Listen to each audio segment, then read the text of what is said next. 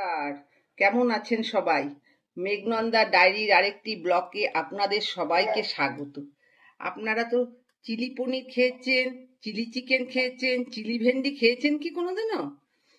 আজকে আমি চিলি ভেন্ডি রান্না করব। দেখুন, আমি তরকারিগুলো কেটে রেখেছি, কেমন করে কেটে রেখেছি আপনাদের দেখাচ্ছি। ভেন্ডিগুলো ঠিক এরকম সাইজের কাটবেন, একটু বড় বড় করে। হ্যাঁ, ভেন্ডিগুলো এরকম বড় বড় সাইজের কাটবেন।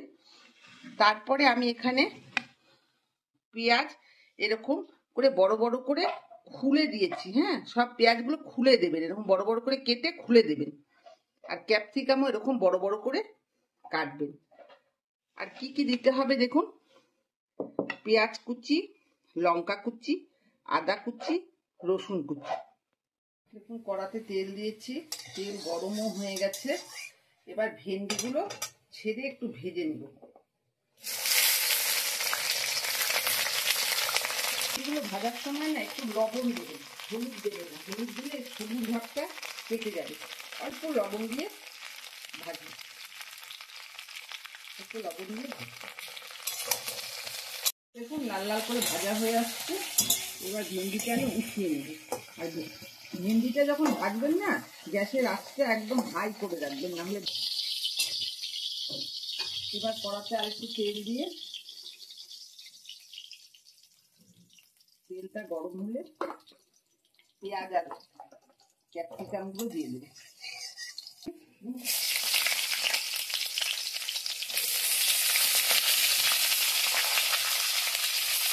পেঁয়াজটা যখন একটু ভাজা হয়ে আসবে তখন ক্যাপসিকামটা দেবে। এবার ক্যাপসিকামগুলো এর মধ্যে দিয়ে দেবে।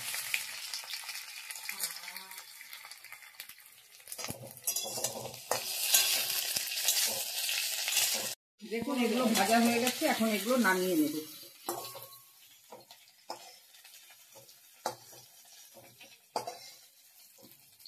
খুব বেশি ভাজবেন না, হ্যাঁ, তাহলে গলে যাবে।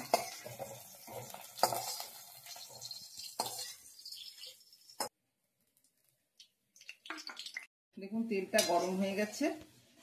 এখন আমি প্রথমে দেব রসুন কুচি। আপনাদের তো মশলাগুলো আগে দেখিয়ে নিয়েছি, কি কি মশলা কেটে রেখেছি আমি।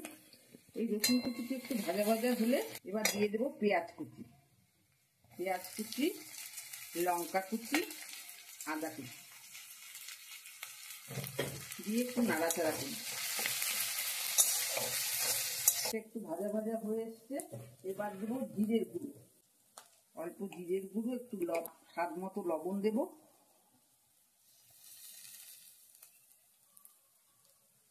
আর হলুদ দেব।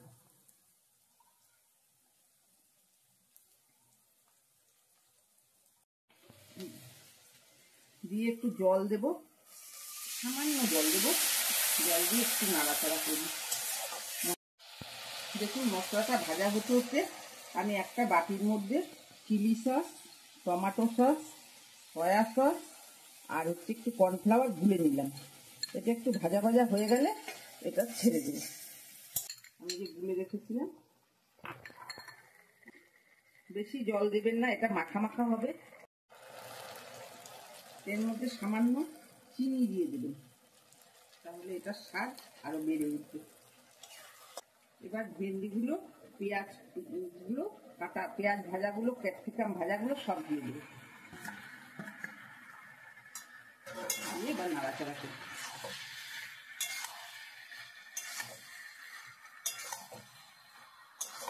এবার দেখুন, জলটাও শুকিয়ে এসছে, এরকম বেশ মাখো আছে।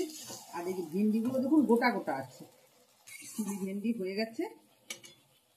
আমি অফ করে দিচ্ছি গ্যাস।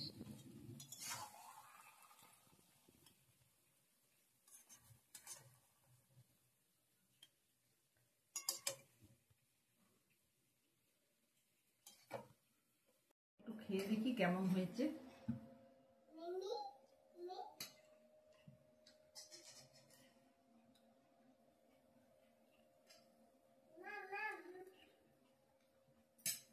চমৎকার!